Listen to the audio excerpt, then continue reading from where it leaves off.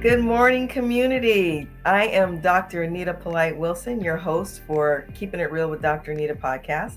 And today's episode is real conversations with someone I absolutely consider to be a subject matter expert, Mr. Bruce Bennett of Star 360 Feedback. Bruce, welcome to the program. Good morning, Dr. Anita. It's just a pleasure to be here. I always enjoy the chance to interact and work with you. We do have some good discussions, don't we? We do. We do. And I'm just always impressed with the things that you do. So it's a great chance to learn from you as well. Thank you. I appreciate that. Well, Bruce, as I've mentioned, this month's theme to go along with Halloween, and by the time this airs, it will be October 30th. And I'm talking about what we find scary about diversity, inclusion, and belonging discussions. And so, where I'd like to start with you is the wonderful program that you launched in September, DIB Safe Start, or Diversity, Inclusion, and Belonging Safe Start. Tell us about that and how it was created to address the scariness in having these initial conversations around diversity, inclusion, and belonging. Yeah, I'd love to do that, Dr. Anita. It's been fascinating as I've worked with people, both just in general leadership and specifically in inclusion, diversity, and equity. I've had a lot of people say to me, that it's become so politicized and so charged in the workplace that what it's done is just create fear for them. That they're just afraid of doing the wrong thing. They're so afraid of doing the wrong thing. They're unwilling to try to make any changes to try and do the right thing. In fact, I had a friend tell me that he was taking early retirement, and I was really confused by that because he loved his job. And I said, help me understand what's going on here. And he said, well, my company is focused so much on diversity, inclusion, and equity right now that they're willing to fire people who make big mistakes in those areas. And Oh. and he said, I'm not willing to put my retirement at risk, and it's much safer for me just to retire than to Mm. try and do some of the things that they're asking me. And he said, I think I could do them all, but I'm just afraid that I'll do them poorly or wrong, and then I'll get into trouble. So when we were looking at that, and we've talked to other leaders who have just expressed concern about doing the wrong thing, we looked Mm-hmm. at it and we said, really the right thing is so simple. Mm-hmm. Uh, Diversity and inclusion is just about getting to know people at a personal level. So we decided to create an event people who normally wouldn't have diversity in their social circle or their work circle, could get together and just have conversations with people who are different than they are. Mm-hmm. So that was kind of the genesis of the event. That's where we came from. I want to explore a little bit about your friend's comments that in the workplace, the company was making it hard for people to even try. Do you have any insight into that? Where he said if people made big mistakes, they were going to get fired. To me, that's more of an intentional act, not a subtle act of exclusion. That, by the way, that's the title of a wonderful book, Subtle Acts of Exclusion, and it talks about the fact that we should expect them but not accept them. That we should give one another Mm-hmm. grace to learn from those subtle acts of exclusion. So do you have any insight into what he meant by saying if there were big mistakes, the company was going to let people go? Because I can absolutely understand that concern. Sure. That concern. Well, what they were asking their leaders to do in the company was to have diversity conversations that they weren't comfortable with. They were asking them to step out of their comfort zone. And he knew, at least he claims he knew, of a couple cases where people stepped out of their comfort zone and they had those conversations very poorly. And in the process of having those conversations, said some things that were inappropriate, and those things ended up getting them terminated. Mm. Um, and I look at that and I go, no one should say anything that's inappropriate. But I Mhm. know even when I get nervous, um, there are times when I say things and I go, oh shoot, I could have said that better, or oh shoot, I Right, could have done that differently. right. So, it may have been a situation where the organization literally had people who were not skilled and not well intended. Mm-hmm. And the exercise they went through surfaced those people. Mm-hmm. And created an opportunity for the organization to kind of identify who they were, Mm-hmm. and thus they were let go. And it was really performance based. Mm-hmm. But the way it came across to the employees was, if you do this poorly, you're in trouble. Mm. So I think. it yeah, it could have been purely performance based, but at Mhm. the same time, um, it communicated the wrong message. I think the distinction that you've just made is very, very important. That it may have surfaced people who did not have the proper intention to begin with, and That's why we talk a lot in this work Hmm. about managing intent with impact. The intent of your words may be to give someone a compliment, but the impact lands on them differently because you don't know enough about their history and their background, and words associated with thoughts that may not land well on Hmm. someone else. And then there's the intent of people who just don't have the intent of trying to do better, and we're going to talk about that a little bit later. So now that we've got some context around your friend and his decision to retire early, and what the situation really was with folks who got invited to be successful elsewhere, tell us some more about how this was the catalyst for DIB Safe Start. Well, so it wasn't just the friend, but as we've talked to other people as well, we've had people say to us, "Look, I work either in a non-diverse workplace or I have Mm-hmm. a very non-diverse social circle," and so for me, this is kind of scary because I just don't have the opportunity to meet people who are different than I am because of the social circle that I run in, or the office that I work in. So what one of the things that we decided that we were going to do was try and create an opportunity for people to meet people who are diverse. So when we put the Safe Start together, we worked really, really hard to make sure that there was a good diverse mix of people, that we had people of different races, ages, religions, gender identities. I mean, we worked really hard at the beginning of the process to make sure that we had diversity there. And then as we set up the meeting, what we did is actually pre-assign people to tables. Virtually, that was it was a fun thing to try and do, and we found a software that would let us do it. So we pre-assigned people virtually to tables where we knew that you wouldn't have all people of one race or one religion sitting at a specific table. Mm-hmm. And we also had a good mix. We had some diversity consultants who attended, Mm-hmm. and we were able to mix them in the tables as well. So the goal was to let people sit at their tables and just have conversations. Dr. Nita, you gave a really good 15-minute training session at the beginning, and then we asked people just to have conversations, Mm-hmm. and kind of repeated that a couple times. It went so very well. I was very honored to have been invited to participate in planning and trying to get awareness around that by sending out some short clips of what we were talking about on LinkedIn. I really enjoyed Mhm. that, and I think, well, I know that the outcome was quite successful. How are you feeling about the outcome? And then why was this important to you to begin with? Well, so the outcome was really, really positive. We had one woman who attended, who works remotely, who lives in a very small community, in a very, very rural area, that literally everyone that lives in the community is her same race. And she was concerned about attending for the reasons that I just expressed. But she walked away and said, "Wow, I've made some new friends that I wasn't quite sure how the whole thing would go." She's kind of a timid person to begin with, so she was very, very excited when she finished. One woman, my favorite quote from the event was, um, "It's like I had a delicious meal and left feeling like I wanted more." Um, Mm-hmm.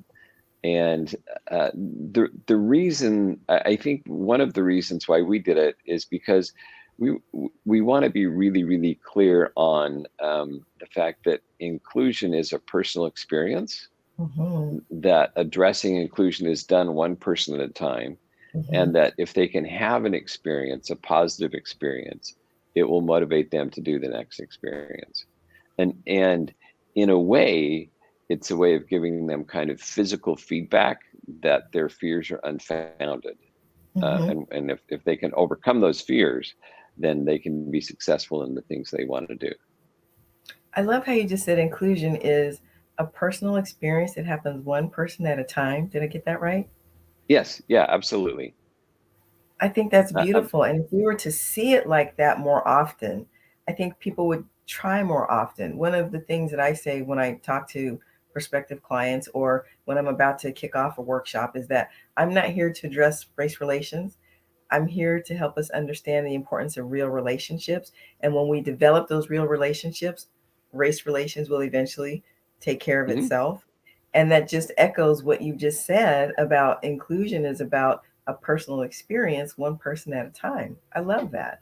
Yeah, yeah. I mean, it's when you look at organizations and you look at systems, and none of those change Mm-hmm, unless the people within them change, mm-hmm, and the people within them have to change one person at a time.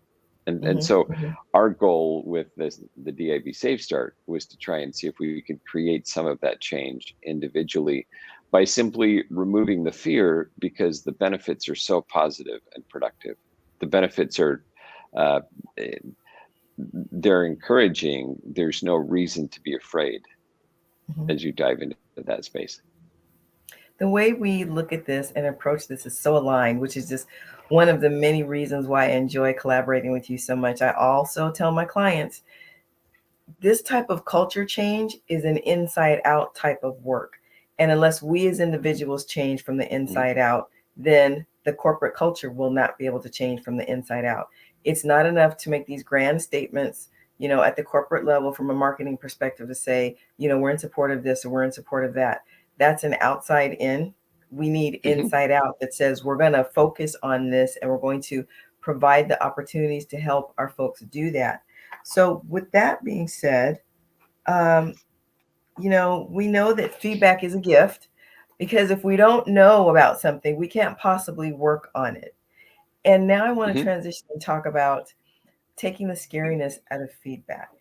And I was recently working with a group, and we were to kick off the workshop. They had to debrief what it was like to ask for, get, and then read feedback that they'd gotten from their peers. And they already knew that it was positive feedback. They already knew it was positive.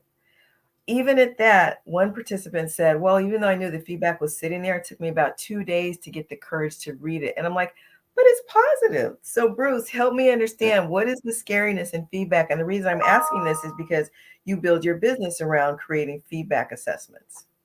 Correct, correct. I mean, we've done feedback assessments for 30 years, 20 years, Mm-hmm, 22 years. mm-hmm, But we always run into that question about feedback, and we always run into that initial resistance. But I think it's a little bit for many years, feedback has been associated with negative mm-hmm, consequences, and most organizations have a tendency to use feedback to correct performance problems, not necessarily use feedback to develop skills and help people mm-hmm, move forward in their career. And so it's this it's just this overarching cultural concept that if you're receiving feedback, you must be doing something wrong. Um, and the reality is, you can't improve without feedback. And those who are doing things well, those who are really excelling, are those who are able to understand feedback, collect feedback, and process feedback and improve based on feedback. mm-hmm, But too many times organizations use that as a, oh, then there's a performance problem here, let's get some feedback and let's see if we can fix you. Very different than saying, we want you to be your very best, and feedback is your greatest key to be able to achieve that. mm-hmm. There's a couple things that I want to reinforce here. How you said typically we see feedback as an opportunity to correct performance versus develop skills. I have not, now you and I both know that based on the work that we do, but I have never heard it put that way. And I think if we were to frame it that way with managers and leaders up the executive chain, Mm-hmm. that feedback is not necessarily meant to correct performance, but it's meant to develop skills. I think it would be received much better. But Bruce, tell me, I still want to know, why are people even hesitant to open up feedback that they know is positive? Where does that scariness come from? Well, we don't know what other people think, and um, I think all of us. Uh, so I began my career at Ford, and there was in one of the manufacturing plants that I was working at. The assistant plant manager was uh, a high potential employee. He was shooting up through the leadership ranks like anything, and I'll never forget. I was walking by his office one day, and he was there late at night, and I just walked in and I said, "So Dennis, how you doing?" And he looked at me and he said, "Don't you feel like sometime you're just fooling everyone, and someone's going to pull back the curtains and go, Wow. 'Oh, look at who you really are,' and then they're not going to be happy with who you are?" Mm. Um, and it's interesting because Dennis was among the most kind. I mean, he got where he was through all the right reasons, for all the right reasons. He was clear in his thinking. He was kind. He made great decisions. But I think all of us have a little bit of an insecurity that there's going to be some surprise buried somewhere in the feedback that's going to come back and say, "Oh, you're not quite as good as you Mm. perceive that you are." I mean, Mm. so the type of feedback we focus on is 360 feedback. And with 360 feedback, a leader rates themselves. And then everyone that works with the leader also rates themselves. And what we find is that leaders, even though they may have skills, they may choose to use those skills in different situations. For example, a leader may act differently with their peers than they act with their direct reports Mhm. because they believe that their leadership skill requires. Well, the fact that you're acting differently all of a sudden opens the door with, well, how's this group going to respond? I know this group will be positive. This group, I'm not sure will be so positive. Mhm. So it may be that they're skilled, but it's that fear of being kind of caught because they're and and and, and that sounds too strong, but it's just an inherent concern Mhm. that there's some surprise because there's a little bit of difference in the behavior. I want to go back to what you said. Dennis said, "Do you feel sometimes somebody's going to pull back the curtain and see something that's not really there?" Mhm. Do you know, and I know you're not a psychologist or a psychiatrist any more than I am, but in that comment, how much of that do you think was imposter syndrome, which is something that we all deal with at one time or another? We've got the experience, we've got the education, we've got the knowledge, the skill set, we've got proven performance, and yet there's still a little bit of imposter syndrome. I know this was many years ago. I know you can't get inside Dennis's mind, but at the time, how much of that do you think might have been a little bit of imposter syndrome on Dennis's part? I think some of it was imposter syndrome, and I Mhm. also think some of it was he had risen in the organization so quickly Mm. that he was looking at his age, and he was looking at I mean, he was probably 10 to 15 years younger than everyone else he was working with. And that difference in age also created the sense of, I'm not sure I deserve to be here. Mm. So I think there's definitely some imposter syndrome. There was also, when he looked at his peers, he just said, I'm not like one of these. Mhm. But the difference is, I think he had all the skills. He just didn't have the experience that they had up to that point in time. Yeah, and that's a fair assessment. So let's go back to the notion of using feedback to develop skills. You have two surveys in particular that I like to use with my clients. One is your Pulse survey, and one is your Ideal 360 survey. First, tell Mhm. us about the Pulse, and then tell us about the Ideal 360. Sure. The Pulse survey is just, it's a quick 12 question organizational survey that looks at basic issues of inclusion, diversity, and equity. Do people feel respected? Do they feel valued? Do they feel fairly interpersonally by their team members and by the organization? And the idea of the Pulse is that the goal of the Pulse is to be able to just get a quick check with the organization to see if you have people in the organization who don't feel safe or Mm. who don't feel like they're included, like their opinions are excluded. And Mhm. with the Pulse, we provide an organizational result, um, for organizations of fewer than 300 people, and then organizations of more than 300 people, we can break the results out by demographic groups. So we can tell you if there's a particular group of people or type of people that are feeling like they're not valued in the organization or they're not respected.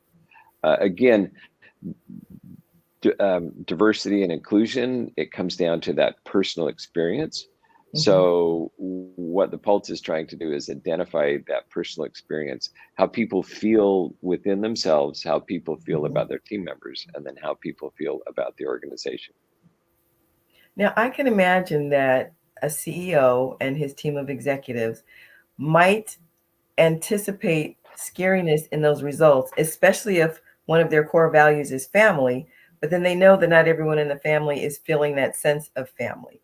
How would you discuss that with them to help alleviate the sense of scariness so that they'd be encouraged again to see this as a tool to improve, not as a tool to say, oh, you're not all that after all?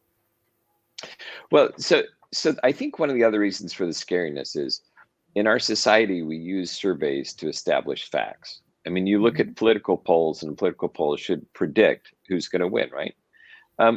A lot with this type of survey, what it does is it establishes perception, which is different than fact. It doesn't mean that someone is, if someone takes a 360 survey, for example, and they get a score that says you need to improve your listening skills, it doesn't necessarily mean that they're a bad listener or that they have bad intent. It just means that people are having a different experience with them than they think that they're having. And so what they have to do is understand that other person's experience so they can bridge the two. And that goes back to the importance of feedback as being a gift, because unless you're made aware of this, you can't address it and make it better. Right. And it also goes back, I think, to one of the reasons people are afraid of feedback, because if the survey comes back and says you really need to improve in this area, and it's an absolute fact, then there's sometimes people go, I don't know how to do that. That's too big for me. I mean, but we worked with an executive, his feedback came back and said, organizationally, you're a disaster. You can't keep your day organized. And one of the open-ended comments, they said, if ever if there's something that I don't want you to deal with, I simply go in and put it 2 papers underneath the stack of papers on your desk, and I know that it won't see the light of day for like 2 or 3 months. So, oh my. so for him, like, that was really damaging, right? Yeah.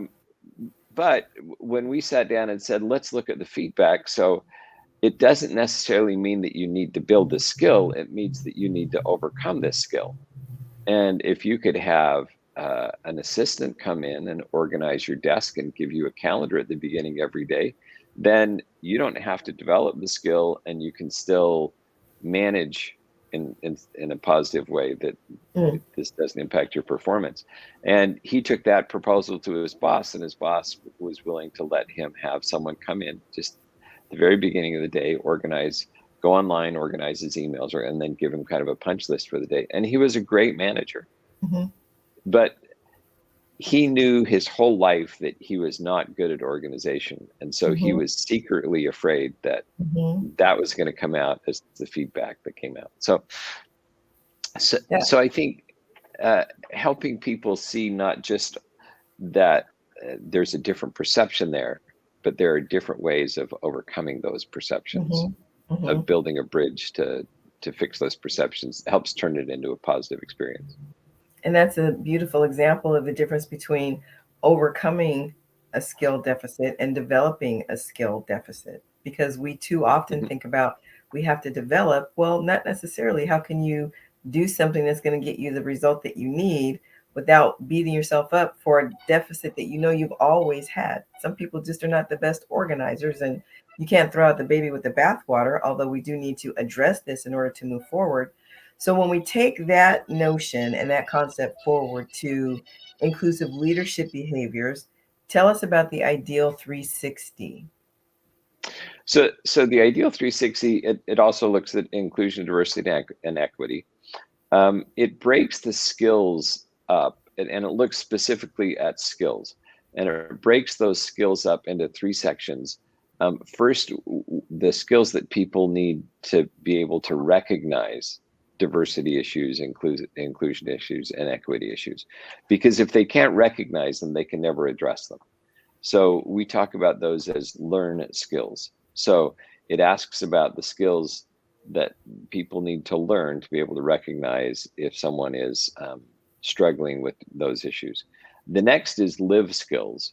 And live skills are those skills that people need to exercise to treat others with respect and fairness and openness. And then the final set of skills is lead skills. And once people develop those skills themselves, it kind of empowers them to be able to influence others to implement those skills. And so the 360 looks specifically at behaviors, and the learn, live, lead model kind of goes through how the behaviors are organized. And the goal is that they work through the skills sequentially to the point where they can then lead and influence the organization and become a positive model that has influence on other leaders to help the organization move forward. I love those three focused areas: learn, lived, and lead. I know that when I end a workshop, I don't do the traditional smile sheets. Was the room too cold? Did you feel like you had a whatever? The three questions that I ask are: what did you like? What did you learn? And how will you lead yourself and others differently? So again, just one more example of how you and I think so well, and helps for our collaboration efforts. So what about the executive or the leader who's protective of his folks and says, we're bringing in diversity and inclusion and belonging and equity, and it's new for us, and we're not an organization that typically does 360 feedbacks, and I don't want people to wrongly connect whatever feedback they got from this assessment with whatever thoughts that they have about diversity and inclusion, so that it turns them off on both things. I've had these types of discussions, and I try to get the leaders to understand it's just like any other aspect of business. If you can't manage it, you can't measure it. And if we can't provide folks with a baseline that says, here's where you're starting, here's where we need you to be as an inclusive leader, and here's how you get there, going back to what you said about it's not about correcting performance, it's about helping you develop skill. What kind of conversation do we need to have with these leaders who are hesitant for those two reasons that I mentioned? Well, I think the first thing is the survey itself focuses on individual diversity skills about about helping other people feel respected and valued and welcomed and listened to. And you could take the diversity, inclusion, and equity label off those skills. Those are just good basic leadership skills at the very, very at the very core. Those are excellent leadership skills.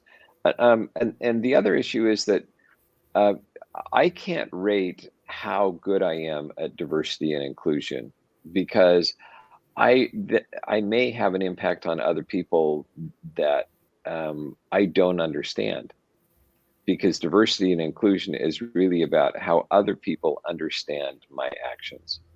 And if you don't pull in the perspective of someone else, you'll never know that. So what we've tried to do with the survey is make it so that it's a safe survey and it's a positive survey. It has an action planning guide in it, which is really focused on not identifying what's wrong, but identifying what's right and what people can do in the survey. And one of the things that we really try to emphasize with people who take 360s is that one of the temptations of getting a 360 assessment is people go through and they make a long list of everything they need to improve. And they only focus on the negative survey, the negative responses in the survey. Our focus is really on, we want you to pick one thing that you're going to improve. And we're going to give you as much data as we can to help you know how to improve that. But then we want you to have conversations with those that you've taken the survey with, and we provide a conversation guide. and create an action plan to improve that one skill that you've chosen to work on. And then we want you to come back and pick the next skill. And Mm-hmm. the reason we do this is because improvement is a sequential process. Mm-hmm. And as they can pick a skill based on feedback, they can hold a conversation, they can create a development plan. The other thing that they're teaching themselves is they're refining their own personal development skill around personal improvement. Mm-hmm. And so we try really, really hard not to focus on a long list, just to focus on one thing. And then we give people uh, clear tools to go forward. Our sense is that if people can, at the end of their receiving their survey report, if they can have clarity about what they're supposed to do, they can have confidence they can actually do it. And then they put a plan in place that they can succeed, then that process is a success. I really like how you said if you take the labels off, it's really all about leadership. And Mhm. recently, when I was conducting a workshop, someone had said in the middle of it, they said, this isn't what I expected. This is leadership. I said, absolutely. It's leadership at a level where you're really understanding who you're working with. And that's Mhm. the key to all of this. So, my question for you is why is this important in organizations? Well, organizations exist to produce results, and organizations that do this well produce better results. Mhm. And that's kind of that's sort of the I want a capitalist answer. But organizations that do this well also support and help build better people. People are more fulfilled at work. They contribute more to their community. They do better in their families. It just is a way overall to not only produce organizational results, but to help people become their very best in the process. Now, I know that you've created several assessments. Why is the Pulse and the Ideal 360 important to you as the founder of this company who's had great success with the But surveys that you've already created? um, I think to me they're important um, because I think of all the surveys that we've done. Uh, at the heart of people, they make the most difference. I mean, we can provide. We offer leadership surveys that look at strategy and accountability and all of those things. This gets at the very core of just how people treat each other. And as Mm-hmm. I look at our society today, I see our society fractured. I see people doing things that 5 years ago, 10 years ago, I never would have even thought possible. Mm-hmm. I'm behaving in ways that I go, it's hard for me to recognize Mm-hmm. how we're treating each other. And this survey kind of gets at the core of how we treat each other and how we become just better as a individual, and then therefore as an organization, and therefore as a country. Mm-hmm. I have so enjoyed collaborating with you, and your tools are magnificent. They align with my concern that we always practice human affirming behaviors. And again, that's less about diversity, inclusion, and belonging, and more about human beings. Hmm. And when we think in those terms, I think it's easier to take the trick or treat out of what we might consider to be scary in these conversations, to be scary about trying, to be scary about getting the feedback that we need to develop the skills that we need. And these types of skills, I mean, they're not just for the workplace. We can use these skills wherever we go. How can we bring more inclusivity even to our own family members? And when you're talking about, politics, we're fractured in our families based on political views. Hmm. How can we use some of these insights from this survey to even be more inclusive with our family members who may not see things the way we see things? There's just so many benefits to your tools. What is the one key takeaway that you have for leaders watching this program, or even for team members who aspire to be leaders of people? What's the one message that you want to have as a takeaway for them today? Well, as you improve your skills, uh, your performance will improve, but also your personal sense of satisfaction will improve, and your personal sense of confidence and well-being will improve. Um, Skills is a when I think of skills, originally I thought, it's like a basketball player improving their shooting skills. And then Mm. I was talking with a good friend who uh, talked to me about honesty skills. And I said, Mm. people are just honest. I mean, I was always grown up to be told I'm honest. And then he said, no, if you look at people who are really good at being honest, you'll find that there's a level of skill there.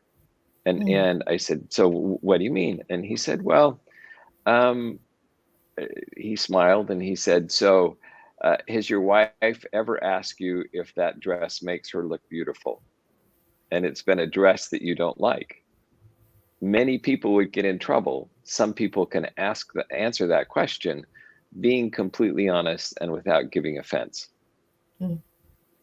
And so the skills of treating people with respect, of being able to listen, being able to empower, being able to respect people who are different than you are, uh, there's skills in there, and this gives people the opportunity to identify and improve those skills. Mm. Is there perhaps scariness around, okay, I've taken the step to solicit the feedback. I've looked at the feedback. I see the development plan that is laid out for me and the opportunities to have conversations with people that I consider trusted advisors and mentors. But I'm scared I'm not going to be able to level up, so to speak. How much plays into this?